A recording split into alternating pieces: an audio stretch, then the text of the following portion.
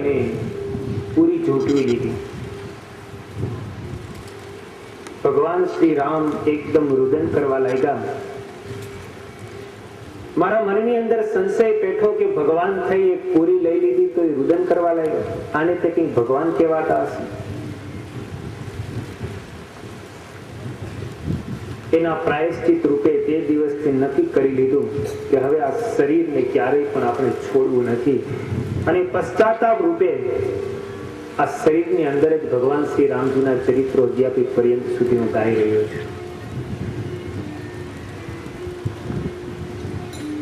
એટલે ભગવાનના ચરિત્રોમાં શંકા ભલભલાને થઈ જાય. ગમે એવો સ્થિતિ વાળો હોય, ગમે એટલો નિષ્ઠા વાળો ને નિશ્ચય વાળો હોય, છતાં પણ એવું જયારે મનુષ્ય ચરિત્ર કરે ત્યારે સંશય થયા વગર રહે જ નહીં. ભગવાન સ્વામિનારાયણ અહીંયા પંચાળા આવેલા. ગામની અંદર કોઈના લગ્ન હશે એટલે વરાજાનું ફુલેકું નીકળ્યું. ભગવાન સ્વામિનારાયણે કાઠી દરબારો સાથે હતા એને પૂછ્યું કે આ શું છે બધું? આ વાજિંત્રો શેના વાગે છે? આ શરણાઈ અને ઢોલના અવાજ આવે છે, એ કઈ બાજુ સંભળાય છે અને શું છે બધું? કાઠી દરબારોએ કીધું કે લગ્ન થાય છે, વરાજાનું ફુલેકું ચડ્યું છે. ઘોડા ઉપર બેસી વરાજોને શણગારી અને આખા ગામમાં ફેરવામાં આવે છે. મહારાજ કે એમાં વિધિ શું હોય? તો કે જેના લગ્ન થવાના હોય એ લગ્નના આગલા દિવસે વરાજાને સરસ રીતે શણગારવામાં આવે, ઘોડા ઉપર બેસાડવામાં આવે, આખા નગરની અંદર ફરવામાં આવે, વરાજાના વધામણા થાય, પોખણા થાય, અને બીજા દિવસે એના માટે કન્યાની સાથે લગ્ન થાય. મહારાજ કે તો અમારે ફુલેકે ચડવું છે. કાઠી દરબારો કે મહારાજ એમને એમ થોડુંક ફુલેકે ચડાય, તો કન્યા તો હોવી જોઈએ. કન્યા વગર ફુલેકે કેમ ચડવું? મહારાજ કે તો અમારા માટે કન્યા ગોતો, પણ અમારે ફુલેકે તો ચડવું જ છે. હવે મહારાજે વેણ લીધું. કાઠી દરબારો બધા વિચારમાં પડ્યા, હવે કન્યા ગોતવા ક્યાં જઈએ? મહારાજ કે અમારે તો આજે જ ફુલેકે ચડવું છે, જલ્દી કન્યા ગોતો, ગમે તેમ થાય. કાઠી દરબારોને સૂઝ્યું. અદીબા જીણાભાઈના બહેન ભગવાનને વિશે ખૂબ નિષ્ઠાવાળા છે. જીણાભાઈના બેન અદીબાને વાત કરી. અદીબાના મનની અંદર પણ ભગવાન મારો સ્પર્શ કરે, મારા હાથનું કાંડું ચાલે, આવા મનની અંદર સંકલ્પ એમને રહ્યા કરતા. પૂર્ણ પુરુષોત્તમ નારાયણ મારે ઘરે ઘણી વાર પધારે છે, દૂરથી એમના દર્શન થાય છે. ભગવાન જો એકવાર મારું કાંડું ચાલે તો મારા કેટલા સદભાગ્ય કહેવાય. આવા અદીબાના મનની અંદર સંકલ્પ વિકલ્પ વારે વારે થયા કરતા. ભગવાન આ સંકલ્પને જાણી અને આવું ચરિત્ર કરતા. કાઠી દરબારો કહે છે ક્યાંય કન્યા મળતી નથી. મહારાજ કે આ જીણાભાઈના બેન છે ને પૂછો જોઈએ, જો હા પાડે તો અમે એની સાથે લગ્ન કરીએ. અદીબાને પૂછવામાં આવ્યું. જીણાભાઈને વાત કર્યા વગર જ કાઠી દરબારોએ અદીબાઈ પાસે જઈ અને મહારાજનું કેણ કીધું કે મહારાજ લગ્ન કરવાની ઈચ્છા દર્શાવે છે, મહારાજને ફુલેકે ચડવું છે, તમે જો સહમત થાવ તો મહારાજ ફુલેકે ચડે. અદીબા કે મારા તેવા કયા સદભાગ્ય, જો મહારાજ પરણતા હોય મારી સાથે તો હું તૈયાર છું. અદીબાએ મંજૂરી આપી દીધી. જીણાભાઈને ખબર પડી, પણ જીણાભાઈ મહારાજને વિશે ખૂબ નિષ્ઠાવાળા હતા, પણ પોતાના જ બેનની સાથે મહારાજે પરણવાની વાત જ્યારે જાણી, જીણાભાઈના મનની અંદર થોડુંક થયું કે આ ખોટું થાય છે, આ વાત બરાબર ન કહેવાય. અદીબા તો રાજી હતા, પણ જીણાભાઈથી જીરવી શકાનું નહીં. મહારાજ કે અમારો વરઘોડો તૈયાર કરવામાં આવે. વરઘોડો તૈયાર થયો, મહારાજ ફુલેકે ચડ્યા. મહારાજનું ગામમાં ફુલેકું નીકળ્યું. જીણાભાઈનું મન થોડુંક અંદર મૂંઝાયા કરે, પણ બોલી શકાય નહીં કાંઈ. મહારાજને કેમ કેવું? અને જો કઈ વાત કરવા જાય તો પોતે સ્થિતિમાંથી પડી જાય, કાઠી દરબારોને હાસી કરે, મહારાજના બહુ અનન્ય ભક્ત થઈને બહુ મોટી મોટી વાતો કરતા હતા. બધું શું છે? એટલે પોતાનો માભો રાખવા માટે થઈને કઈ બોલ્યા નહીં, પણ મનની અંદર મૂંઝાણ આવું. મહારાજ તો ફૂલે કે ચેડા બીજે દિવસે લગ્નની વાત નક્કી થઈ. અદીબાને સરસ રીતે શણગાર સજી અને મહારાજની સન્મુખ હાજર કરવામાં આવ્યા. મહારાજ કે આ શું લાવ્યા તમે? મહારાજ કાલ તમારું ફૂલેકું થયું, તમારે આની સાથે લગ્ન કરવાના હોય ને. મહારાજ કે કોણ છે? તો કે અદીબા, જેની સાથે તમારા લગ્ન નક્કી થયા છે. મહારાજ કે ઘૂંઘટ ઊંચો કરાવો જોઈએ. ઘૂંઘટ જ્યાં ઊંચો કર્યા ને તો મહારાજને ઉલટી થઈ ગઈ. મહારાજ કે આની સાથે લગ્ન હોય આપણે? મહારાજ કે આપણે લગ્ન નથી કરવા. મહારાજે વચનામૃતમાં એ વાત લખી છે. મહારાજ કે પંચાળામાં ઘટના ઘટી, એમાંથી જો કંઈક થયું હોત તો અત્યારે જેવા તમે બધા એમને માનો છો ને પૂજો છો એવા કદાચ માનત કે ન પણ માનત. એટલે ભગવાન જયારે એવા અલૌકિક ચરિત્ર કરે ત્યારે ભલભલાને સંશય થઈ જાય. પણ અદીબાનો સંકલ્પ હતો, ભગવાન મારું કાંડું ઝાલે તો સારું. અને એક વખત સમય એવો આવ્યો, અદીબાઓ શ્રીની કોરે ઉભા હતા, મહારાજ પસાર થયા અને મહારાજે અચાનક એમનું કાંડું ઝાલી લીધું. મહારાજની સ્ત્રી કોણ અને પુરુષ કોણ? એ તો સ્ત્રી અને પુરુષના ભાવથી પરવર્તનારા દિવ્ય અલૌકિક મૂર્તિ છે. પણ ભક્તના સંકલ્પને પૂર્ણ કરવા માટે થઈને આવા ચરિત્રો ભગવાન કરતા હોય છે. ભક્તની પરીક્ષાને કાજે પણ ભગવાન મનુષ્ય ચરિત્ર કરતા હોય. ભલાને સંશય થઈ જાય. પાર્વતીજી જેવાને સંશય થયો હોય તો આપણા જેવાની શું વાત?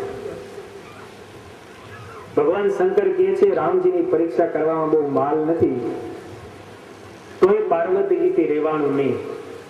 તમે જેને નમસ્કાર કર્યા એ સાક્ષાત બ્રહ્મ છે કે નહીં, મારે એની પરીક્ષા કરવી. સીતાનું હરણ થયું હતું. રામ અને લક્ષ્મણ, રામ રુદન કરતા કરતા ઝાડને પૂછે, પર્વતને પૂછે, વૃક્ષને પૂછે, નદીઓના કોતરોની પાસે જઈને એમને પૂછે, મૃગલાઓ હોય ને તો મૃગલાઓને પૂછે મારી કઈ સીતાને જોઈ છે?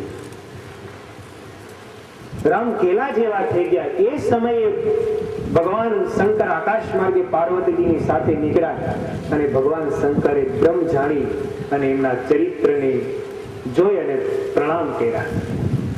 પાર્વતીજીએ કીધું તમે કોને પ્રણામ કર્યા? તો કે હું જેની ઉપાસના ભક્તિ કરું છું એ રામ મનુષ્યાકૃતિ ધારણ કરીને જંગલમાં વિચરે છે, એ સાક્ષાત બ્રહ્મને મેં પ્રણામ કર્યા છે. પાર્વતીજી કે આમાં બ્રહ્મ જેવું કઈ લાગતું નથી. હું તપાસ કરી આવું એ બ્રહ્મ છે કે નહીં.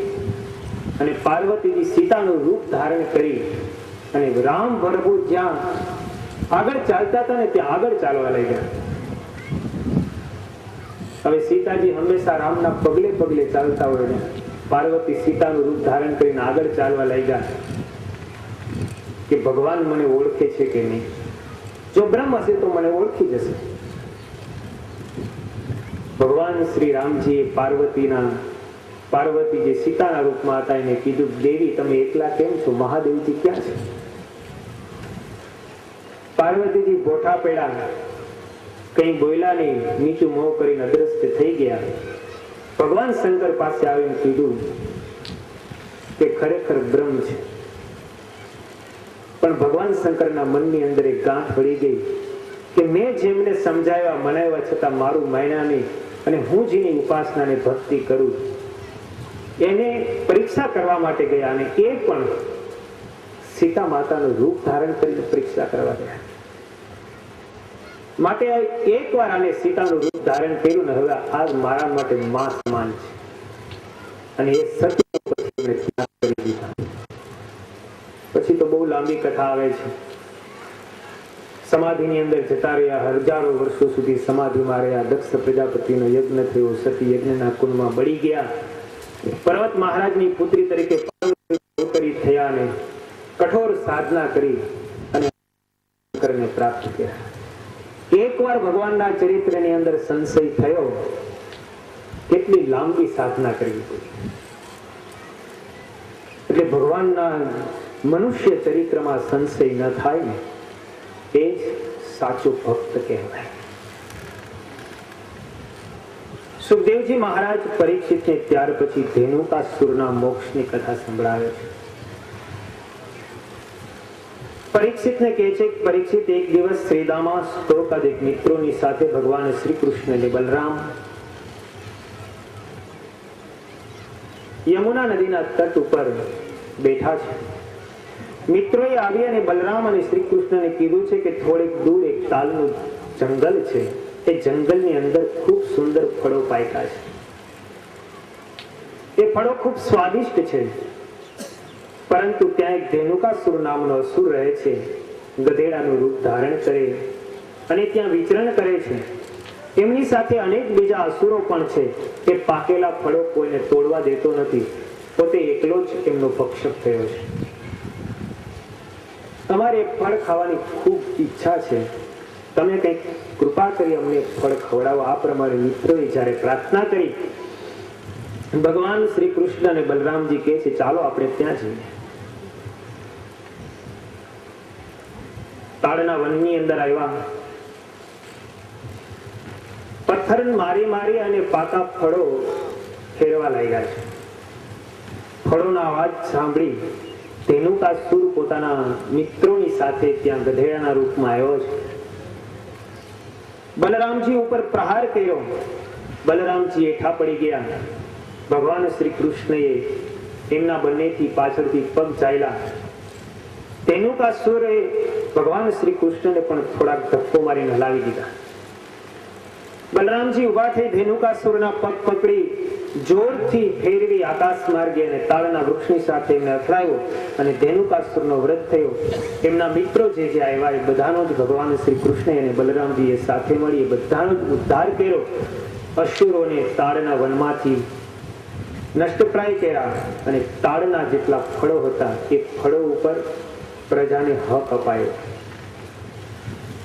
એ સમયની અંદર સ્થળ, જળ અને ફળ, આ ત્રણ સાર્વજનિક સંપત્તિઓ કહેવાય. એ ત્રણેય ઉપર અસુરોએ કબજો મેળવી લીધો. એમાં જળ ઉપર કાલીય નાગનો પેરો હતો, ફળ ઉપર ધેનુકાસુરનો અને સ્થળ ઉપર જરાસંઘનો. ભગવાન શ્રી કૃષ્ણએ ફળ પર રહેલો ધેનુકાસુરનો જે ભાગ હતો એ ભાગ હટાવી સર્વ માટે ખુલ્લો મૂક્યો છે. ત્યાર પછી સુખદેવજી મહારાજ કાલીય દમનની કથા સંભળાવે છે.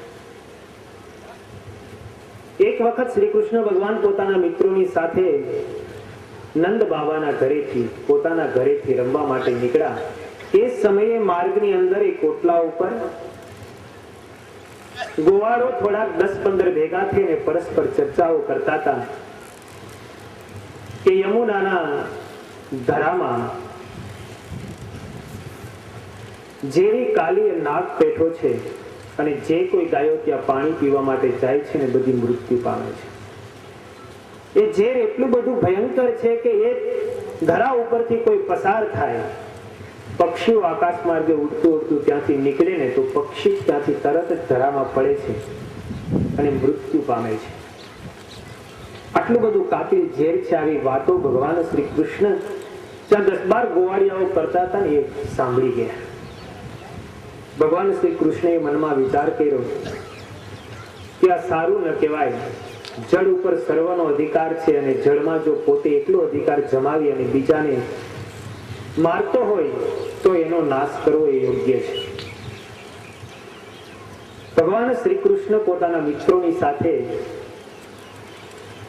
એ યમુના નદીના ધરામાં એ આસપાસના પ્રદેશોમાં રમવા માટે થઈને ગયા છે.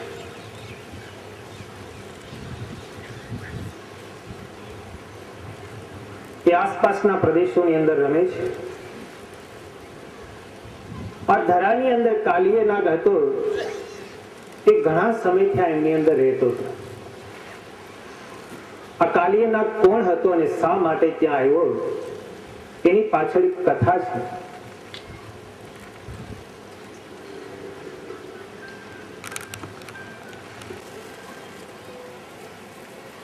એક ગરુડની માતા છે.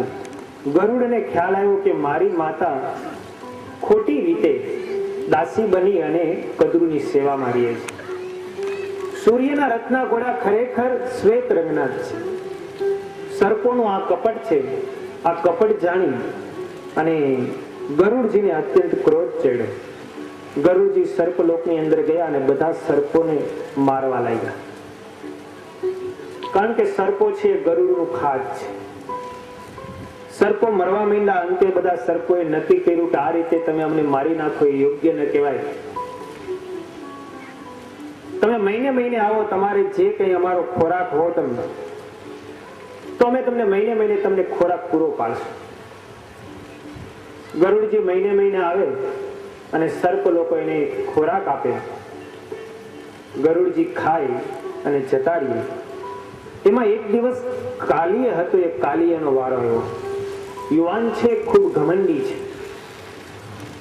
વૃદ્ધ નાગોએ એમને સમજાવ્યો કે ગરુડની સામે થવામાં બહુ માલ નથી. ગરુડની પાંખની એક ઝપાટ પડશે ને તો ત્રણેય લોકનું જ્ઞાન થઈ જશે. એની સામે થાવ. છતાં કાલીય માયનોને ખૂબ અભિમાની છે. ગરુડ આવ્યો અને ગરુડનો એક પાંખનો પ્રહાર પડ્યો ને કાલીય મૂર્છિત થઈ ગયો. અંતે ત્યાંથી ભાગ્યો. પ્રાણ બચાવવા માટે થઈને ભાગે છે. ગરુડજી એમની પાછળ. આ ભાગતો ભાગતો યમુનાના ધરાની અંદર આવી ગયો. ગરુડજીને શ્રાપ છે. ગરુડજી યમુનાના ધરા પાસે જઈ શકતા નથી. વર્ષો પહેલા યમુનાના ધરાની અંદર સોબરી મહર્ષિ તપશ્ચર્યા કરતા હતા. એ સમયે આ કાલીનાથ ત્યાં આવી અને ગરુડજી ત્યાં આવી અને માછલા પકડીને પોતાનો ખોરાક લેતા હતા. સોબરી ઋષિએ એમને શ્રાપ આપેલો કે હવે જો તું આ સરોવર પાસે આવીશ, યમુનાના ધરા પાસે આવીશ, તો તારું મૃત્યુ થશે. કાલીયને આ વાતની ખબર હતી કે ગરુડજી યમુનાના ધરામાં આવી શકતા નથી. એટલે પોતાના પ્રાણને બચાવવા માટે થઈ અને કાલીય યમુનાના ધરાની અંદર આવ્યો છે. ગરુડજી ત્યાં આવી શકે તેમ નથી. હવે ધરાની અંદર એ છે ને પોતાના ઝેરના કારણે આખું એ જળ બધું દૂષિત થયું છે. ગાયો પાણી પીવા આવે, ઝેરવાળા જળ પાન કરવાથી એમનું મૃત્યુ થાય છે. એકદમ કાતિલ ઝેર છે. ભગવાન શ્રી કૃષ્ણ પોતાના બાલ મિત્રોની સાથે ત્યાં રમી રહ્યા છે. દડાથી રમતા રમતા ભગવાન શ્રી કૃષ્ણ એ જાણી જોઈ અને યમુનાના ધરાની અંદર દડો ફેંક્યો. બીજા બાલ મિત્રોએ કીધું કે અમારો દડો જાણી જોઈને યમુનાના ધરામાં ફેંકી દીધો. હવે તારે જ લઈ આવવો પડશે. બધા મિત્રો જાણે છે, છતાં પણ શ્રીદામાએ ખૂબ વેર કર્યું કે નહીં, કૃષ્ણએ દડો લઈ આવવો જ પડે. એ પાણી ઝેરી હોવા છતાં પણ ભગવાન શ્રી કૃષ્ણએ કીધું કઈ વાંધો નહીં, હું તારો દડો લઈ આપીશ. અને ભગવાન શ્રી કૃષ્ણ દડો લેવા માટે થઈ અને યમુનાના ધરાની અંદર એક વૃક્ષની ડાળી ઉપર થઈ અને કૂદ્યા છે. ભગવાન શ્રી કૃષ્ણ યમુનાના ધરાની અંદર પ્રવેશ કર્યો. સીધા જ તળિયે જતા રહ્યા. કાલીય નાગ પોતાની પત્નીઓની સાથે શયન કરી રહ્યો છે. ભગવાન શ્રી કૃષ્ણએ ત્યાં જઈને પગના પ્રહારથી કાલીયને જગાડ્યો છે. કાલી એકદમ ક્રોધાયમાન થઈ ગયો. ભગવાનને પોતાના ભરડાની અંદર લીધા છે અને ભગવાનને ભરડાની અંદર લઈ અને મારવા માટેનો જે પ્રયાસ કરે, ભગવાને પ્રાણવાયુથી પોતાના શરીરને ફૂલાયું. એમના મકોડા બધા નોખા પડી ગયા અને એકદમ મૂર્છિત જેવો થઈ ગયો. દંશ કરવા માટે થઈને જે પ્રહાર કરે પોતાની ફણાનો, એ જ સમયે ભગવાન શ્રી કૃષ્ણ કૂદકો મારીને એમની ફણા ઉપર ચડી ગયા અને ભગવાન શ્રી કૃષ્ણ નૃત્ય કરવા લાગ્યા. એમની દરેક ફણાને પગના પદ સ્પર્શથી ખંડિત કરી લોહી લુહાણ કરી દીધી. મૃતપ્રાય અવસ્થાની અંદર જ્યાં થવા ગયો એ જ સમયે એમની પત્નીઓએ હાથ જોડી ભગવાન શ્રી કૃષ્ણને પ્રાર્થના કરીને કીધું છે, પ્રભુ તમે અમારા પતિને જીવન દાન આપો. અમારું સૌભાગ્ય તમે છીનવ્યું. એમાં તમે ખૂબ દયાળુ છો. તમે એમને મારી નાખશો, તમે વિધવા થઈ જશું. નાગ પત્નીઓ જ્યારે ભગવાનને હાથ જોડીને પ્રાર્થના કરી, કાલીએ નાગને ભગવાને જીવન દાન આપ્યું. પણ ભગવાને કીધું છે તો હવે આ ધરો છોડી અને અહીંથી દૂર જતો રહે. કાલી એની આ કહે છે કે હું અહીંથી જો બહાર નીકળું તો ગરુડ મને મારી નાખે તેમ છે. ભગવાન કહે છે કે તારા મસ્તક ઉપર મારા ચરણનો સ્પર્શ થયો છે, માટે તું ભગવત ભક્ત થયો. હવે ગરુડ તને મારશે નહીં, જા, મારું તને વરદાન છે. ભગવાનનો કૃપા પ્રસાદ પ્રાપ્ત કરી અને ગરુડ થી નિર્ભય બની અને કાલીએ ત્યાંથી ચાલ્યો ગયો છે. આ રીતે ભગવાન શ્રી કૃષ્ણએ યમુનાના ધરાની અંદર રહેલા કાલીય નાગનો નિગ્રહ કર્યો, પરંતુ એમને મૃત્યુના ઘાટ ઉપર નથી લઈ ગયા. આ કાલીય નાગ છે, ઇન્દ્રિયાધ્યાસ છે. ઇન્દ્રિયોનો હંમેશા નિગ્રહ કરવાનો હોય, એને મારવાની ન હોય. જો ઇન્દ્રિયોને મારી નાખીએ તો નેત્ર દ્વારા ભગવાનનું દર્શન કઈ રીતે થઈ શકે, કાન દ્વારા ભગવાનની કથાનું શ્રવણ કઈ રીતે થઈ શકે, નાસિકા દ્વારા ભગવાનને ચડ્યા જે પુષ્પ તેમનું સુગંધ કઈ રીતે લઈ શકાય. માટે ઇન્દ્રિયાધ્યાસને હંમેશા ઇન્દ્રિયોનો નિગ્રહ કરવાનો હોય, એમને ક્યારેય મારવાની ન હોય. ભગવાન શ્રી કૃષ્ણે કાલીએ દમન કર્યું છે, પરંતુ એમનું નાશ નથી કર્યું. આવી રીતે ભગવાન શ્રી કૃષ્ણ એક એક ચરિત્રો દ્વારા ગાયોની, ગોપ મિત્રોની, વૃંદાવન વાસીઓની રક્ષા કરી રહ્યા છે, અસુરોનો સંહાર કરી રહ્યા છે. જ્યારે ભગવાન શ્રી કૃષ્ણ પોતાના બાલ મિત્રોની સાથે ગાયો ચરાવવા માટે જાય છે, ત્યારે એકબીજાને તાળીઓ દઈ અને ખૂબ સુંદર રીતે રમતો રમે છે. એકબીજાના હાથ પકડી અને ફુદેડી ફરે છે. રસ્તા ઉપર એકબીજાના ચેષ્ટાઓ દ્વારા, કોઈ પશુઓ પક્ષીઓ હોય એમની ચેષ્ટાઓ કરી કરીને એકબીજાને આનંદ પમાડે છે.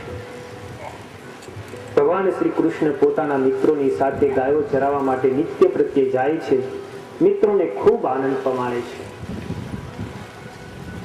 એક વખત કંસનો મોકલેલો અસુર પ્રલંબાસુર ગોપ બાળકોના વેશની અંદર આવ્યો છે.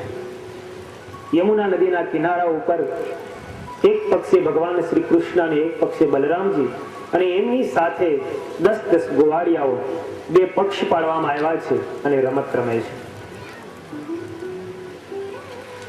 એ પક્ષની અંદર, એવી રમતની અંદર એક શરત મૂકવામાં આવી કે જેના પક્ષના હારે તેમણે સામા પક્ષના કોઈ પણ વ્યક્તિઓને પોતાના ખભા ઉપર બેસાડી અને સામે ભાંડેરનું વૃક્ષ છે ને ત્યાં વૃક્ષ સુધી લઈ જવાના. રમતની અંદર 2 પક્ષની અંદર આ પ્રલંબાસુર હતો, એ ગોવાળનું રૂપ લઈ અને ભગવાન શ્રી કૃષ્ણના પક્ષની અંદર ભળી ગયા છે. ભગવાન શ્રી કૃષ્ણના પક્ષની અંદર ભેળા બંને પક્ષોની રમત શરૂ થઈ. રમતને અંતે ભગવાન શ્રી કૃષ્ણનો પક્ષ હારી ગયો.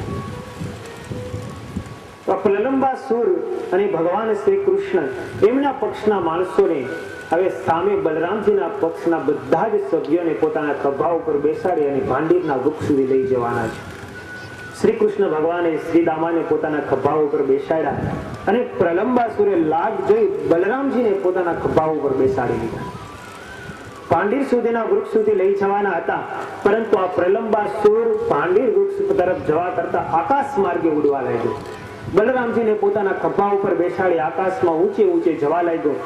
ભગવાન શ્રી કૃષ્ણની પ્રેરણાથી બલરામજીને પોતાની શક્તિનું પ્રદર્શન થયું. પોતાની શક્તિ શું છે એનો ખ્યાલ આવ્યો અને બલરામજી એક મુષ્ટિનો પ્રહાર પ્રલંબાસુરના મસ્તકમાં કર્યો ને પ્રલંબાસુર સીધો જ નીચે આવ્યો અને મૃત્યુને શરણે થયો. આવી રીતે ભગવાનની પ્રેરણાથી, ભગવાનની અંતર્યામી શક્તિથી બલરામજીને પોતાની શક્તિનું ભાન થયું અને પ્રલંબાસુરનો વધ થયો. પ્રલંબાસુર એ અંતઃકરણની એક મોટી મોટી લાંબી વાસનાઓ છે. એ વાસનાઓ હંમેશા ઊંચે ઊંચે જવા માટે તેને તત્પર રહેતી હોય છે. પરંતુ જ્યાં સુધી ઇન્દ્રિયાધ્યાસ અને અંતઃકરણના ધ્યાસનો નિગ્રહ કરનારા બલરામજીની મુષ્ટિકા જ્યારે માથે પડે છે, ત્યારે જ એ વાસનાઓ નષ્ટપ્રાય થાય છે. સુખદેવજી મહારાજ ત્યાર પછી વેણુ ગીતની કથા સંભળાવે છે. આ વેણુ ગીત ખૂબ સુંદર છે. શરદ ઋતુનો સમય છે. ભગવાન શ્રી કૃષ્ણ પોતાના બાલ મિત્રોની સાથે વનમાં પ્રવેશ કરે છે. સારું એ વૃંદાવન હરિયાળું છે. ધરતી એકદમ લીલીછમ છે. સરોવરોની અંદર અને નદીઓની અંદર પાણી એકદમ ભરપૂર ભર્યા છે. એવા સમયે ભગવાને પોતાના બાલ મિત્રોની સાથે ગાયોને ચરાવવા માટે થઈ અને વૃંદાવનની અંદર પ્રવેશ કર્યો છે, એ સમયે ભગવાનનું રૂપ કેવું હતું એનું વર્ણન કરતું આ ગીત છે. આ ગીત ગોપીઓ ગાય છે. બરહા પીડમ નટવર વપુઃ કર્ણયોર કર્ણિકારમ બિભ્રદવાસઃ કનક કપિશમ વેજયંતીં ચ માલામ રંધ્રાન વેણોરધર સુધયા પૂરયન ગોપ વૃંદે વૃંદારણ્યમ સ્વપદ રમણમ પ્રાવિશત ગીત કીર્તિ. સુખદેવજી મહારાજ પરીક્ષિતને કહે છે કે જ્યારે શ્રી કૃષ્ણ ભગવાન પોતાના બાલ મિત્રોની સાથે ગાયોને ચરાવવા માટે થઈને વૃંદાવનમાંથી બહાર જાય છે, ઘરોથી બહાર જાય છે, ત્યારે ભગવાનનું જેવું સૌંદર્ય અને કમનીય સ્વરૂપ છે, સ્વરૂપનું વર્ણન ગોપીઓ પોતાના ઘરોના આંગણામાં ઊભી રહી અને કરે છે. સુંદર મજાનો મોર પંખ ભગવાને પોતાના મસ્તક ઉપર ધારણ કર્યો છે. કર્ણ ઉપર કર્ણિકારના પુષ્પો સુંદર રીતે શોભી રહ્યા છે. સુંદર મજાના વસ્ત્રો પહેર્યા છે, વૈજયંતી માળા કંઠમાં ધારણ કરી છે. નટવર જેવા સુંદર કેશ શોભી રહ્યા છે. અધરામૃત ઉપર વેણુને રાખી અને ભગવાન શ્રી કૃષ્ણ તે વેણુનો નાદ છેડી રહ્યા છે. ગોપ બાળકો એ ભગવાન શ્રી કૃષ્ણની કીર્તિનું ગાન કરતા કરતા એમની પાછળ જઈ રહ્યા છે. આવી મનોહર મૂર્તિને જોઈ અને ગોપીઓ બધી મુગ્ધ બની જાય છે. મનની અંદર વિચાર કરે છે કે ભગવાનના અધરામૃતનું રસપાન કરવા માટે થઈને આપણે કેટલી તલપાપડ બનીએ છીએ, છતાં પણ એ ભગવાનનું અધરામૃતનું પાન આપણને થઈ શકતું નથી. આ વેણુના એવા તે કયા સદભાગ્ય હોઈ શકે કે ભગવાન ક્યારેય પણ એમને છોડતા નથી. સદાયને માટે એમણે અધરામૃતનું પાન કરાવ્યા કરે છે.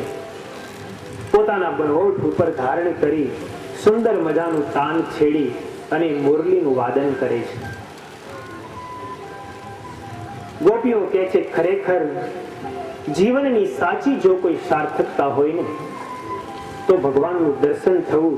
અને એમાંય ભગવાન જ્યારે વાંસળી વગાડતા પગની આંટી નાખી એક વૃક્ષની છાયાની અંદર ઉભા રહી ગાયને ઓઠીગણ આપી જ્યારે મુરલી વગાડતા હોય ત્યારે ભગવાનનું સ્વરૂપ એટલું બધું અદ્ભુત છે કે બધી જ ગોપીઓ પોતાના નેત્રોને સ્થિર કરી અને ભગવાન શ્રી કૃષ્ણનું દર્શન કરતા કરતા ત્યાં ને ત્યાં સ્થિર થઈ જાય છે.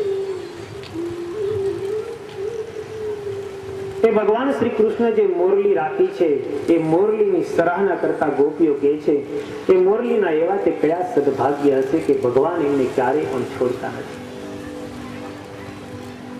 ભગવાન મોરલી શા માટે પોતાની પાસે રાખતા હશે? એવા તે કયા એમને પુણ્ય કર્યા હશે કે ભગવાન સદાને માટે પોતાની સાથે ને સાથે એમને રાખે છે. એ મોરલીના અંતઃકરણની અંદર પ્રવેશ કરીને જાણે ગોપીઓ કહેતી ન હોય તેમ કહે છે કે મુરલીએ ખૂબ કષ્ટની સહન કરી છે, અનેક પ્રકારના કષ્ટો એમને સહન કર્યા છે, ત્યારે ભગવાન શ્રી કૃષ્ણ એમને પોતાના અધરામૃતનું પાન કરાવે છે. એમણે તાડ તડકો વાવાઝોડું બધું સહન કર્યું, ત્યારે ભગવાન શ્રી કૃષ્ણને વગાડવા માટે લાયક બની છે.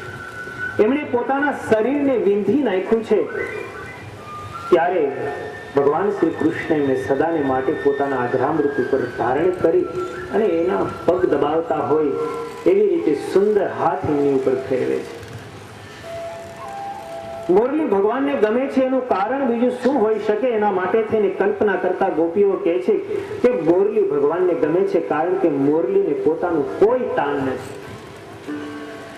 એ પોતાનું મનગમતું કરવાની જરા પણ ઈચ્છા રાખતી નથી. શ્રી કૃષ્ણ ભગવાન જે રીતે એને વગાડવાની ઈચ્છા કરે ને એ રીતે પોતે વાગે છે, પોતાનું ધાયરું જરાય કરતી નથી, માટે એ ભગવાનને ખૂબ ગમે છે. એ મોરલી ભગવાનને ગમતી હશે એનું બીજું કયું હોય છે કે કારણ? તો કહે છે કે ભગવાનને મોરલી ગમે છે એનું બીજું કારણ એ છે કે એકદમ પોલી છે, એનામાં કોઈ પ્રકારનું કપટ નથી.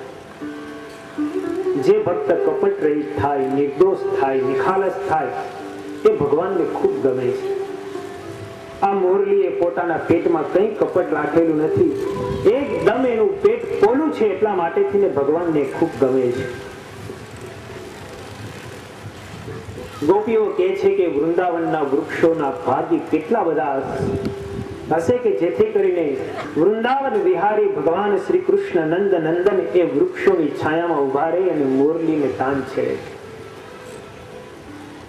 એ નદીઓના કેટલા સદભાગ્ય હશે કે નિત્ય પ્રત્યે ભગવાન શ્રી કૃષ્ણના ચરણનો સ્પર્શ કરવાનો એમને સુઅવસર પ્રાપ્ત થાય છે.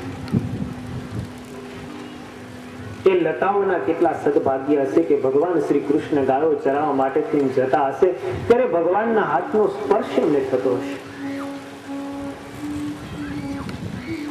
એ વનની વિશે રહેલા મૃગલાઓના કેટલા સદભાગ્ય હશે કે ભગવાન જ્યારે ગાયોને ચરાવતા હશે, પોતાના બાલ મિત્રોની સાથે રમતા હશે, ત્યારે વનની વિશે રહેલા હરણાઓ સ્થિર થઈ પોતાના નેત્રોને એકાગ્ર કરી ભગવાન શ્રી કૃષ્ણનું દર્શન કરતા હશે. કારણ કે સવારથી સાંજ સુધી ભગવાન શ્રી કૃષ્ણ પોતાના મિત્રોની સાથે વૃંદાવનના વનોની અંદર ગાયોને ચરાવવા માટે જાય છે. અહીંયા ગોપીઓ પોતાના ઘરે બેઠી બેઠી એ વૃંદાવનની વિશે જે કઈ વૃક્ષ, લતા, વૃક્ષ, પર્વતો, નદીઓ, કોતરો, પક્ષીઓ, પ્રાણીઓ જે કઈ છે ને બધાના ગુણાનુવાદ ગાય છે કે ભગવાનનું એને નિત્ય પ્રત્યે દર્શન થાય છે. આ ગોપીઓની ભગવત ભક્તિની સર્વોત્તમ દશા છે. પોતાને તો શ્રી કૃષ્ણ ભગવાન જળ કે ચૈતન્ય વસ્તુ આવે ને એનું મહાત્મ્ય સમજે એ જ સાચું છે. ભગવાન શ્રી કૃષ્ણ બધી જ આ ગોપીઓના ભાવને પારખી ગયા. એક દિવસના સમયે યમુનાના કિનારે બ્રાહ્મણો આંગીરસ યજ્ઞ કરી રહ્યા છે. તમે ત્યાં જાઓ અને ભોજન માટેની યાચના કરો. ભગવાન શ્રી કૃષ્ણના આદેશથી થોડાક ગોવાળિયાઓ જ્યાં બ્રાહ્મણો યજ્ઞ કરતા હતા ત્યાં ગયા. બ્રાહ્મણોની પાસે ભોજનની માગણી કરી. બ્રાહ્મણો યજ્ઞ કરવાની અંદર તલ્લીન હતા. બ્રાહ્મણોએ કોઈ પ્રકારનો જવાબ આપ્યો નહીં. પુનઃ ગોવાળિયાઓએ કીધું કે ભગવાન શ્રી કૃષ્ણએ અમને મોકલા છે, તમે અમને ભોજન માટેથી કંઈક આપો. બ્રાહ્મણો કહે છે કે હજી બીડું હોમાનું નથી, યજ્ઞની પૂર્ણાહુતિ થઈ નથી, જ્યાં સુધી યજ્ઞ પૂર્ણ ન થાય ત્યાં સુધી કોઈને કંઈ મળે નહીં. બ્રાહ્મણોએ થોડોક ન કહેવાના શબ્દો કહીને ગોવાળોને રવાના કર્યા. ગોવાળો જતા રહ્યા. ભગવાન શ્રી કૃષ્ણ પાસે આવીને કહે છે કે બ્રાહ્મણો તો કઈ દેતા નથી. ભગવાન કહે છે કામ કરો, બ્રાહ્મણ પત્નીઓ એમના ઘરે છે ને ત્યાં જ બ્રાહ્મણ પત્નીઓ પાસે થઈ યાચના કરજો. બધા જ ગોવાળિયાઓ બ્રાહ્મણ પત્નીઓ પાસે આવ્યા છે. બ્રાહ્મણ પત્નીઓને કીધું છે ભગવાન નંદ નંદન, યશોદાનો લાલો, વાસુદેવ શ્રી કૃષ્ણ એ ગાયો ચરાવવા માટે અમારી સાથે આવ્યા છે અને ભૂખ લાગી છે, તમે કંઈક ખાવાનું આપો. શ્રી કૃષ્ણ ભગવાને એમને તમારી પાસે મોકલ્યા છે. આ બ્રાહ્મણ સ્ત્રીઓની નિત્ય પ્રત્યે ગોપીઓનો યોગ હતો. ગોપીઓ પાસેથી ભગવાન શ્રી કૃષ્ણના મહિમાને યથાર્થ રીતે સાંભળી અને જીવની અંદર ભગવાનનો મહિમા ઠસોઠસ ભરી દીધો. બધી જ બ્રાહ્મણ પત્નીઓ કહે છે ચાલો અમે સાથે ભોજન લઈ અને નંદ નંદનને ભોજન કરાવવા માટે આવીએ. આ બાજુ બ્રાહ્મણો બધા યજ્ઞ કરી રહ્યા છે. યજ્ઞ માટે થઈને જે પ્રસાદ તૈયાર કરવામાં આવ્યો હતો એ બધા જ પ્રસાદના ટોપલા લઈને બ્રાહ્મણ સ્ત્રીઓ ભગવાનને જમાડવા માટે થઈને ચાલી. બ્રાહ્મણો યજ્ઞ કરતા કરતા કહે છે કે તમે બધા ક્યાં ચાલ્યા? યજ્ઞ નારાયણને હમણાં પ્રસાદ ધરાવવાનો છે, એમને નૈવેદ્ય ધરવાનું છે, માટે ઉભા રહો. પણ કોઈ બ્રાહ્મણ સ્ત્રીઓએ સાંભળ્યું ને અમારે નંદ નંદનને જમાડવા માટે જવા છે. એક બ્રાહ્મણ ઉભો થઈને પોતાની જે સ્ત્રી હતી એને રૂમની અંદર પૂરી દીધી, જવા દીધી નહીં. બીજી બધી જ બ્રાહ્મણ સ્ત્રીઓ ભગવાનને જમાડવા માટે ગઈ. પેલી જે સ્ત્રીને અંદર ઓરડાની અંદર પૂરી થઈને એને બહુ પશ્ચાતાપ થયો, ભગવાનને જમાડવાનો આજ એક સુઅવસર પ્રાપ્ત થયો અને મારા પતિએ મને ઓરડામાં પૂરી દીધી. એનાથી સહન થયું નહીં અને એનો જીવ નીકળીને ભગવાનની પાસે પહોંચી ગયો. એને પ્રાણ છોડી દીધા. આ બાજુ ભગવાનને જમાડી અને બધી જ બ્રાહ્મણ પત્નીઓ ખૂબ સંતુષ્ટ થઈ. ભગવાને એની ઉપર અનુગ્રહ વરસાયો. કીધું છે કે તમે અમને જમાડ્યા માટે અમે તમારું કલ્યાણ કરીશું. બ્રાહ્મણ પત્નીઓ કહે છે કે હવે અમે પાછા ઘરે લઈ જઈએ, કારણ કે અમે અમારા પતિઓનો તિરસ્કાર કરીને તમને જમાડવા માટે આવ્યા છીએ. ભગવાન કહે છે તમે પાછા ઘરે જાઓ, અમે તમને વરદાન આપીએ છીએ, તમારા પતિઓ તમારો સ્વીકાર કરશે. ભગવાને અનુગ્રહ કરતા કીધું છે કે હવે તમારી હિંડોળા ખાતે હિંચકજો અને તમારા પતિઓ ધુવાડો પીરતા કરશે. ભગવાનનો કૃપા પ્રસાદ એમણે પ્રાપ્ત કરી લીધો. આજે પણ મથુરાના સ્વભાવ જે બધા બ્રાહ્મણો છે ને એ રસોઈ જ કરે છે, એમના ઘરની પત્નીઓ બધા હિંડોળા ખાતે હિંચકીને જલસા કરે છે. દ્વાપર યુગથી લઈને અદ્યાપી પર્યંત સુધી ભગવાનનો આશીર્વાદ આપણને પ્રત્યક્ષ દેખાય છે. ભગવાન જેના ઉપર અનુગ્રહ કરે શું નથી. બ્રાહ્મણ સ્ત્રીઓ પાછી આવી, બધા જ બ્રાહ્મણોએ એમને ખૂબ વધાવ્યા. કહે છે કે અમે માર્ગ ભૂલ્યા, આ યજ્ઞ કરવામાં, કર્મકાંડ કરવાની અંદર પ્રત્યક્ષ ભગવાન અહીંયા અમારી પાસે આવ્યા, છતાં પણ અમે એમને ઓળખી ન શક્યા. તમે બધા ધન્ય ભાગને પાત્ર છો. ધીક જન્મ નોસ્ત્રિત વદ વિદ્યામ, ધીક વ્રતમ, ધીક બહુજ્ઞતામ, ધીક કુલમ, ધીક ક્રિયાદાક્ષમ, વિમુખાહા યે અધોક્ષજ. બ્રાહ્મણો કહે છે કે અરે અમે ભગવાન શ્રી કૃષ્ણથી વિમુખ થયા છીએ. અમારા ઊંચા કુળ એ ધિકાર છે, અમારા બ્રાહ્મણત્વને ધિકાર છે, અમારી વિદ્યાને ધિકાર છે. એક બ્રાહ્મણ કુળમાં ઉત્પન્ન થઈને આટલા શાસ્ત્રોનું અધ્યયન કર્યા પછી પણ અમે ભગવાનને ઓળખી ન શક્યા, અને તમે ભગવાનને ઓળખીને એમને જમાડી અને એમનો કૃપા પ્રસાદ પ્રાપ્ત કરી લીધો. જે ભગવાનને ઓળખી જાય ને ભગવાનનો અનુગ્રહ જેને પ્રાપ્ત કરી લીધો ને એના કરતા કોઈ મોટો ન હોય છે. આ બ્રાહ્મણ સ્ત્રીઓ પર ભગવાનનો અનુગ્રહ ઉતર્યો અને બધા ધન્ય ધન્ય થઈ ગયા. સુખદેવજી મહારાજ ત્યાર પછી ગોવર્ધન લીલા સંભળાવે છે. આ ગોવર્ધન લીલા ખૂબ મધુર છે. એ ગોવર્ધન લીલાનું પાન કરીએ તે પેલા થોડી ક્ષણો માટે આપણે ભગવાનના નામનો જાપ કરીશું. પ્રેમ કરવો તે જ સાચામાં સાચો અને મોટામાં મોટો પંડિત છે. ભગવાનમાં અનુરાગ થવો, ભગવાનમાં પ્રીતિ થવી. આ જગતની અંદર ગમે એટલી સ્નેહ, પ્રેમ, લાગણી દર્શાવીએ પણ એ અંતે બધી વૃથા થવાની છે. આ બ્રાહ્મણ સ્ત્રીઓએ ભગવાનને ઓળખી લીધા, ભગવાનમાં પ્રેમ કર્યો, ભગવાનને જાણ્યા ને જમાડ્યા તો એ કૃતાર્થ થઈ ગઈ. માટે સ્નેહ અને પ્રેમ હંમેશા ભગવાનમાં કરવો. તમે સંસારમાં કે સ્ત્રી પુત્ર પરિવારમાં ગમે એટલો પ્રેમ કરે ને અંતે પસ્તાવા સિવાય કશું જ મળવાનું નથી. જે વ્રત થઈ ગયા હોય એને સ્વાભાવિક એવો અનુભવ થઈ જ ગયો હોય કે મેં મારા છોકરા માટે, સ્ત્રીઓ માટે કેટલું કેટલું કર્યું, પણ કોઈ મારી કદર કરતા નથી. આ ભગવાનનું એક મોટામાં મોટું કામ છે પ્રકાશભાઈ. દરેક મનુષ્યને એવો અનુભવ તો એકના એક દિવસ કરાવી જ દે કે હું જેના માટે આટલો બધો પુરુષાર્થ કરું છું એને મારા પ્રત્યે જરા પણ લગાવ નથી. આવો અનુભવ કરાવી દેવો એ ભગવાનનું મોટામાં મોટું કામ છે. દરેક મનુષ્યને કોઈ બાકી ન રહે. આ એકવાર અનુભવ તો ભગવાન કરાવી જ દે જીવનમાં. આપણે એક મહત્વનું છે અને આવો અનુભવ થવો જ જોઈએ. એ સાચો પ્રેમ છે. ભર્તૃહરિ ચક્રવર્તી સમ્રાટ હતો. સંસ્કૃત ભાષાનો એ મહાન વિદ્વાન હતો. જેમના નીતિ શતક, વૈરાગ્ય શતક અને શૃંગાર શતક જેવા ગ્રંથો જેમણે સંસ્કૃત ભાષાની અંદર લખેલા છે. 92 લાખ ગામડાનો તો એ ધણી હતો. જેમની પાસે અઢળક સંપત્તિ હતી. પ્રકાંડ પંડિત અને વિદ્વાન હતો, છતાં પણ થોડો એવી થપાટ ખાઈ ગયો કે ન પૂછો વાત. એ ભર્તૃહરિની પિંગળા નામે રાણી હતી. ખૂબ એમાં લગાવ અને પ્રેમ હતો. શાસ્ત્રનો જ્ઞાતા હોવા છતાં, વિદ્વાન હોવા છતાં, સંસ્કૃત ભાષાનો જાણકાર હોવા છતાં એ પોતાની સ્ત્રીમાં એટલો બધો આસક્ત હતો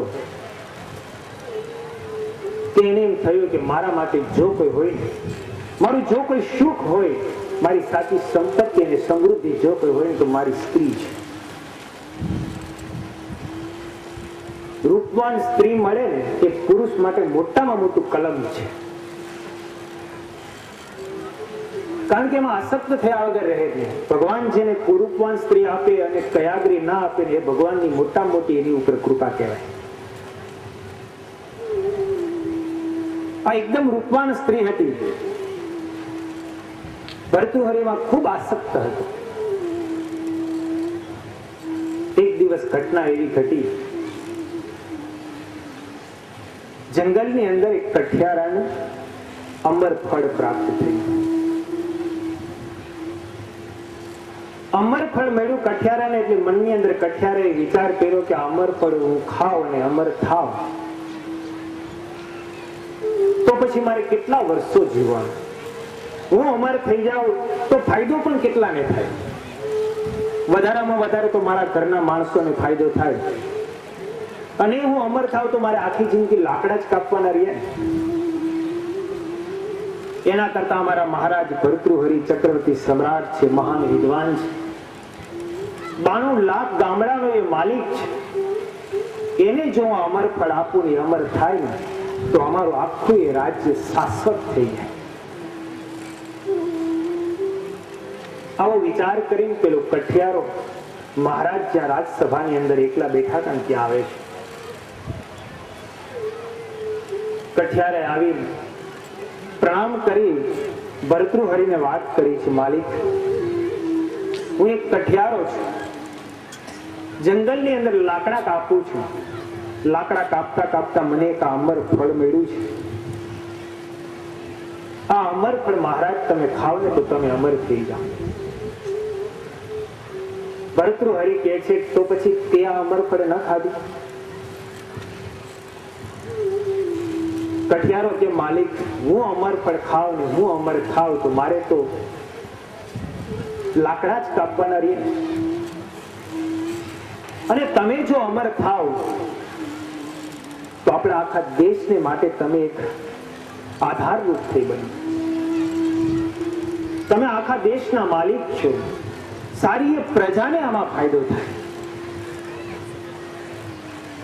ભર્તૃહરિને પેલા કઠિયારા ઉપર ખૂબ લગાવ થયો. પોતાની પાસે સોના મોહરો હતી, એ સોના મોહરો કઠિયારાને આપી કઠિયારો રાજી થઈને જતો રહ્યો. એ હાથમાં અમર ફળ આવ્યું એટલે ભર્તૃહરિએ મનની અંદર વિચાર કર્યો કે અમર ફળ હું ખાવ અને હું અમર થાવ, પણ મને જેના પ્રત્યે પ્રેમ અને લગાવ છે એવી પીંગળા જો અમર ન થાય તો પછી મારે જીવવાનો શું અર્થ?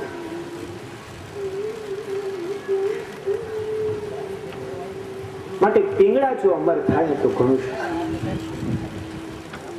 ભર્તૃહરિએ પીંગળાને બોલાવી, પોતાની પત્નીને બોલાવી અને પ્રેમ કરતા કરતા, આલિંગન કરતા કરતા અમર ફળ બતાવીને કહે છે, પીંગળા આ અમર ફળ ખા. આ અમર ફળ ખાઈશ ને તું અમર થઈશ, અને તું અમર થાય એનો મને ખૂબ આનંદ છે. અને તું જો અમર થઈશ ને તો તારો ને મારો પ્રેમ કાયમી માટે નથી રહેશે.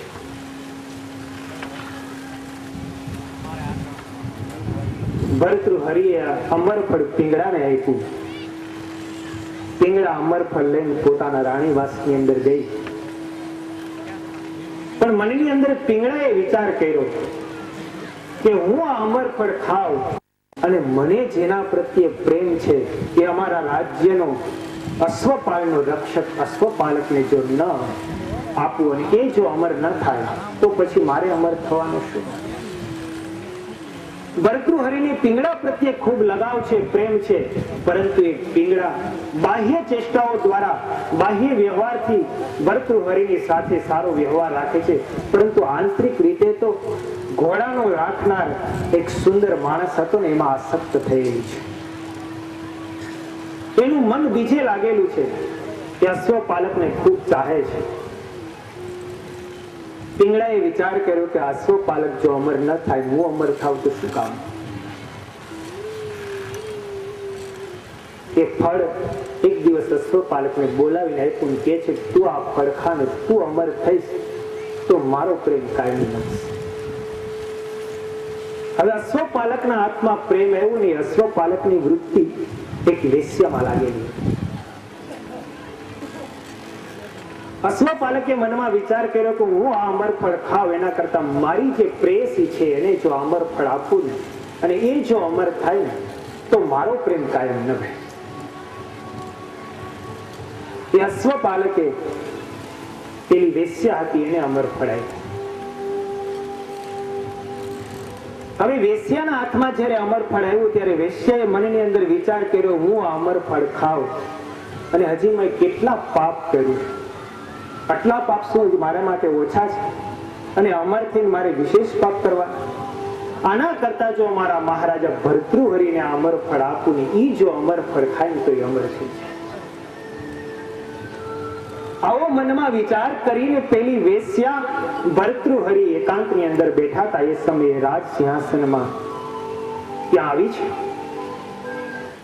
ત્યાં આવી માલિકને જુહાર કરીને કહે છે કે માલિક, મારી પાસે એક અમર ફળ આવ્યું છે, એ અમર ફળ જો તમે ખાવ ને તો તમે અમર થઈ જાઓ. ભર્તૃહરિએ પેલા વેશ્યાના હાથમાં અમર ફળ જોયું ને ભર્તૃહરિ વિચારમાં પડી ગયા કે અમર ફળ આની પાસે આવ્યું ક્યાં છે? પણ વિદ્વાન છે, ચક્રવર્તી સમ્રાટ છે, શાસ્ત્રનો જ્ઞાતા છે, પારખી ગયો આખી વાત. વેશ્યાને કહે છે તો અમર ફળ લાવી ક્યાંથી? વેશ્યા કહે છે કે હું થોડે દૂર એક મહેફિલમાં ગઈ હતી, માર્ગમાં એક કઠિયારો વેચતો તો મને આ ફળ સારું લાગ્યું એટલે હું ત્યાંથી લાવી છું. ભર્તૃહરિ ખૂબ સારી વાત છે. ભર્તૃહરિએ પોતાના હાથમાં ફળ લીધું. ફળ જોઈને ભર્તૃહરિ કહે છે સાચું બોલ, આ ફળ તું ક્યાંથી લાવી? મહારાજે જયારે ફરીવાર પૂછ્યું ને પેલી ગભરાવા લાગી. ભર્તૃહરિ કહે છે જરાય ગભરાઈશ નહીં, તું સાચું બોલ, તારા સાચા બોલવાથી હું મારો સાચો રસ્તો શોધી કાઢીશ. પેલી વેશ્યા કાપતી કાપતી કહે છે માલિક, તમારા ઘોડાનું પાલન કરનારો અશ્વપાલ છે ને એને મારી પ્રત્યે ખૂબ પ્રેમ અને લગાવ છે. આ અમર ફળ એને મને આપ્યું છે. મહારાજ કે સારી વાત કહેવાય. સૈનિકને બોલાવીને કે છે અશ્વપાલને અહીંયા બોલાવો. અશ્વપાલને બોલાવવામાં આવ્યો. અશ્વપાલ જ્યાં રાજમહેલની અંદર આવ્યો ને વેશ્યાને ત્યાં ઉભેલી જોઈ અશ્વપાલ ધ્રુજવા લાગ્યો. મહારાજાના હાથમાં અમર ફળ જોયું. અશ્વપાલને મહારાજ પૂછે છે અશ્વપાલ, આ ફળ તું ક્યાંથી લાવ્યો? ધ્રુજતો અશ્વપાલ કહે છે કે માલિક, મહારાણીને મારા પ્રત્યે ખૂબ લગાવ છે. હું રાજના ઘોડા સારી રીતે સાચવું છું એટલે અમર ફળ તેમણે મને આપ્યું છે. મહારાજ કે સારી વાત કહેવાય, તમે ઘોડા ખૂબ સારી રીતે રાખો અને અમારું રજવાડું તો અમે આપવામાં જ માને છે. બહુ સારી વાત. એમ કહીને મહારાજની બંનેને જતા કર્યા. ભર્તૃહરિના હાથમાં અમર ફળ આવ્યું. ભર્તૃહરિ આખી વાતને પામી ગયા. ભર્તૃહરિએ પોતાની ગાદી ઉપર ફળ નીચે મૂકી દીધું. પિંગળાને બોલાવી. પિંગળાને બોલાવીને કહે છે મેં તને 2 દિવસ પહેલા જે પેલું અમર ફળ આપ્યું હતું એ અમર ફળ ક્યાં? લઈ આવ, આપણે બંને જણા સાથે મળીને જમીએ. પિંગળા ભગવાનને આલિંગન કરતી કરતી પ્રેમ દેખાડતી કહે છે માલિકે ફળ તો તમે મને આપેલું એટલું બધું મીઠું હતું ને કે હું એકલી જ ખાઈ ગઈ, તમે યાદ પણ ના આવ્યા. મહારાજ કે છે ફળ જો એટલું બધું મીઠું હોય તો પછી એના તે બિયા ક્યાં નાખ્યા?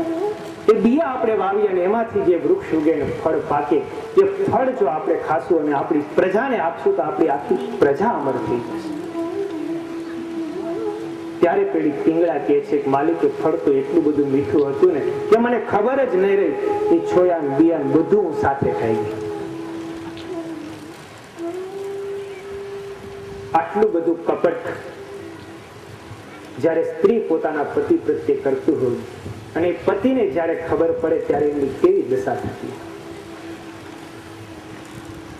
ભર્તૃહરિ કઈ બોલ્યા નહીં, સારી વાત છે, તે ફળ ખાધું, તું હવે અમરથી છે એનો મને આનંદ છે, ચાલ આપણે બંને જણા સાથે મળીને જમી લઈએ. બંને જણા પ્રેમથી સાથે જમ્યા. ભર્તૃહરિ આંખમાં જરા પણ દેખાવા દીધી. રાત્રિનો સમય થયો. ભર્તૃહરિએ સેનાપતિને બોલાવીને કીધું છે, કાલ સવારે નગરની અંદર ઢંઢેરો પીટાવ અને સારી પ્રજાને જાહેર કર કે મહારાજાએ 2 દિવસ પછી એક મોટા સમિયાણાની અંદર સભા ગોઠવેલી છે અને સારી એ નગરની પ્રજાને એકત્રિત થવાનું છે. આખા એ નગરની અંદર ઢંઢેરો પીટાવવામાં આવ્યો. 2 દિવસ પછી અમુક જગ્યાએ સમિયાણાની અંદર દરેક મનુષ્ય એકત્રિત થવાનું છે. મહારાજાનો આદેશ છે. સારાની જનતા સમય થતા સમિયાણાની અંદર બધી એકત્રિત થઈ. મોટો મંચ નખાયો. ભર્તૃહરિનું દિવ્ય સિંહાસન ગોઠવવામાં આવ્યું. મહારાજ ભર્તૃહરિએ આગલા દિવસે જ એક ભગવો જબ્બો અને ભગવી લુંગી એક કપડાની અંદર વીંટી પોતાની પાસે રાખી દીધા.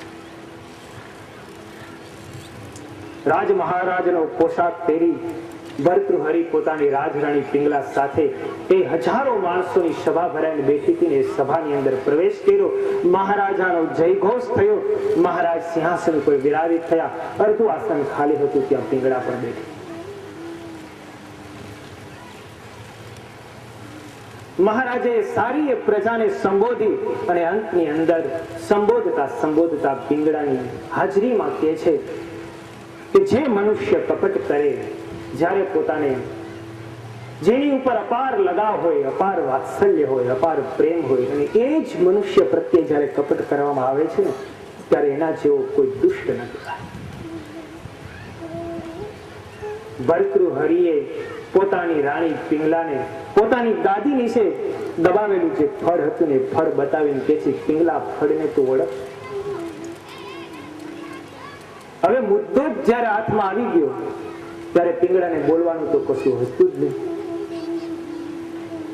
ભર્તૃહરિએ હજારો માણસોને ઉદ્દેશીને કહે છે, યામ ચિંતયામિ સતતમ મહિષા વિરક્તા, જેનું હું સતત ચિંતન કરું છું, રાત્રિ દિવસ, જેને હું સ્વપ્ન અવસ્થાની અંદર પણ ક્યારે ભૂલતો નથી.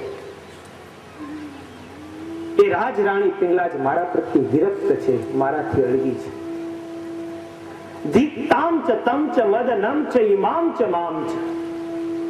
ધીક્તામ એ પિંગળાને ધિક્કાર છે કે જેને ભર્તૃહરિ જેવો ચક્રવર્તી સમ્રાટ પ્રાપ્ત થયો, 92 લાખ માળવાનો ધણી પ્રાપ્ત થયો, એક વિદ્વાન પુરુષ પ્રાપ્ત થયો અને એ પિંગળા પોતાના પ્રેમને અશ્વપાલ તરફ દોરી ગઈ.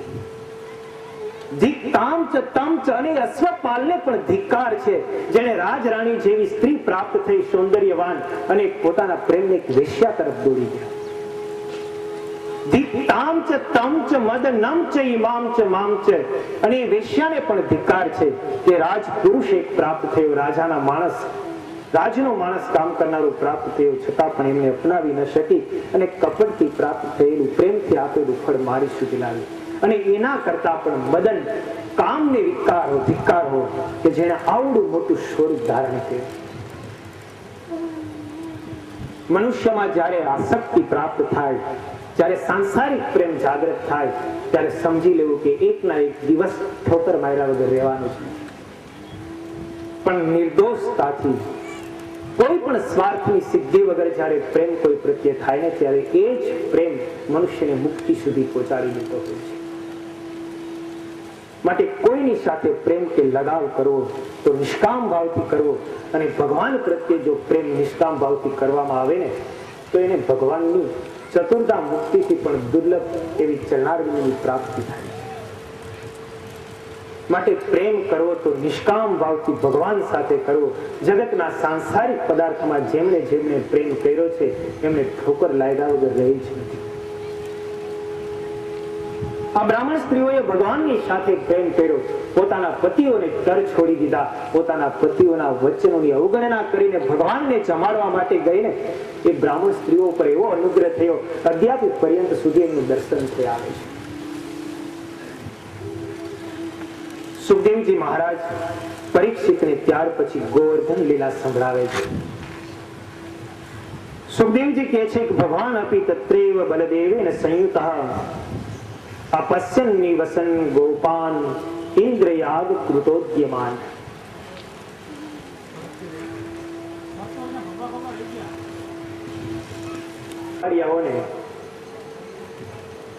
કાર્યની અંદર પ્રવૃત્ત થયેલા દેખાણા.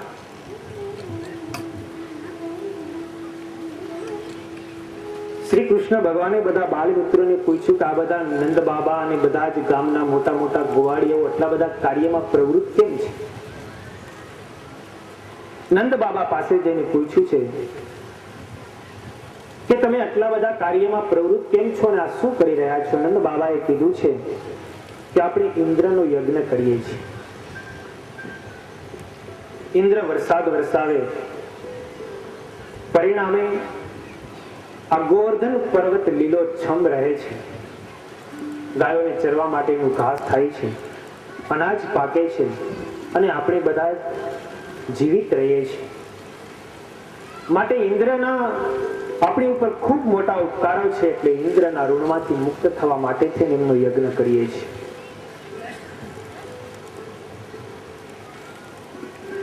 યજ્ઞ સામગ્રી એકત્રિત થઈ રહેતી હતી.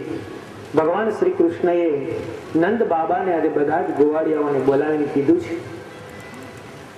કે તમે આ બધું ખોટું કરી રહ્યા છો. જે કઈ મનુષ્યને સુખ દુઃખ પ્રાપ્ત થાય છે બધું કર્મે કરીને પ્રાપ્ત થાય છે.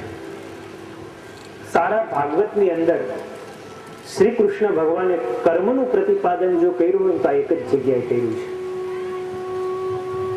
બાકી મોટે ભાગે બધા જ શાસ્ત્રોની અંદર ભગવાનની કૃપાથી અને ભગવાનના અનુગ્રહથી બધું પ્રાપ્ત થતું હોય એવું બતાવે છે. પણ શ્રી કૃષ્ણ ભગવાન અહીંયા કર્મનું પ્રાધાન્ય પણ બતાવે છે કે મનુષ્ય જેવું કર્મ કરે છે એવું એને ફળ પ્રાપ્ત થાય છે.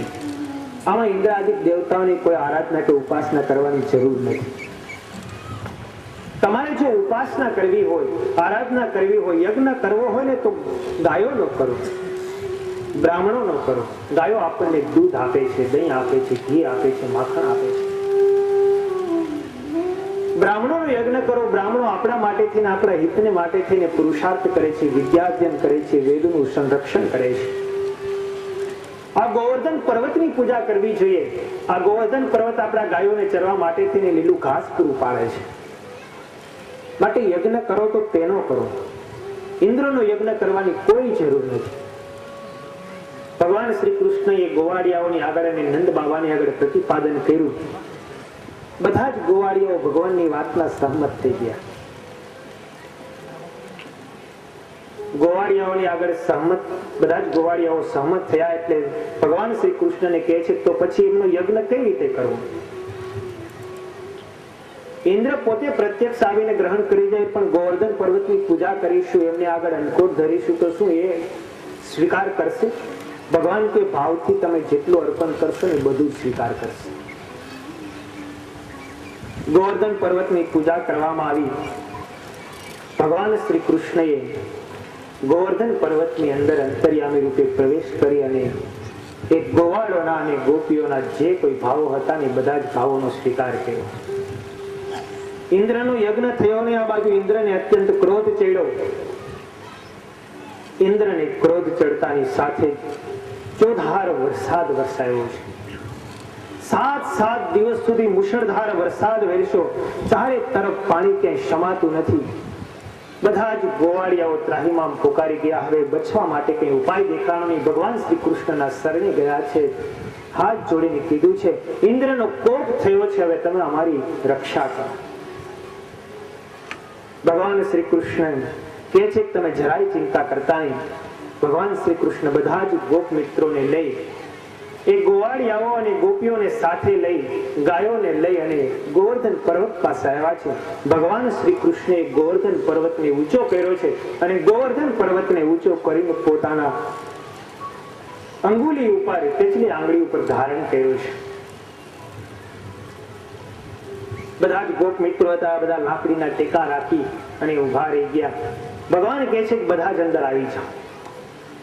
ભલે ઇન્દ્રને ગમે તેટલો વરસાદ વરસાવો હોય તેટલો વરસાવે,